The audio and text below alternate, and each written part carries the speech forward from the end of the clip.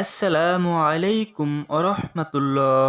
রাসূল সাল্লাল্লাহু আলাইহি সাল্লামের দৃষ্টিতে সেরা 10 ব্যক্তি। নম্বর 1, রাসূল সাল্লাল্লাহু আলাইহি সাল্লাম ইরশাদ করেন, নিশ্চয়ই তোমাদের মধ্যে সর্বশ্রেষ্ঠ ওই ব্যক্তি যে তোমাদের মধ্যে সর্বোত্তম আচরণের অধিকারী। নম্বর 2, রাসূল সাল্লাল্লাহু আলাইহি সাল্লাম বলেন, তোমাদের মধ্যে সর্বোত্তম ওই ব্যক্তি যে নিজে কোরআন শেখে এবং অন্যকে শেখায়। নম্বর 3, রাসূল করিম সাল্লাল্লাহু আলাইহি সাল্লাম ইরশাদ করেছেন, তোমাদের মধ্যে সর্বোত্তম ওই ব্যক্তি যার কাছ থেকে সবাই কল্যাণ আশা করে, অনিষ্টের আশঙ্কা করে না।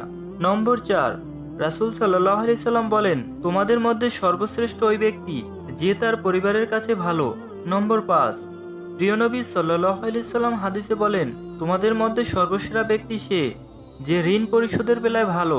নম্বর 6, মহানবী হযরত মুহাম্মদ সাল্লাল্লাহু আলাইহি সাল্লাম বলেন, সেরা মানুষ সে যার বয়স দীর্ঘ এবং কর্ম ভালো হয়।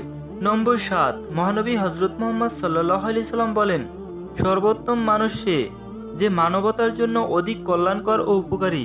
নম্বর 8, মহানবী হযরত মুহাম্মদ সাল্লাল্লাহু আলাইহি সাল্লাম বলেন, শ্রেষ্ঠ মানুষ হলো যার অন্তর পরিচ্ছন্ন ও মুখ সত্যবাদী।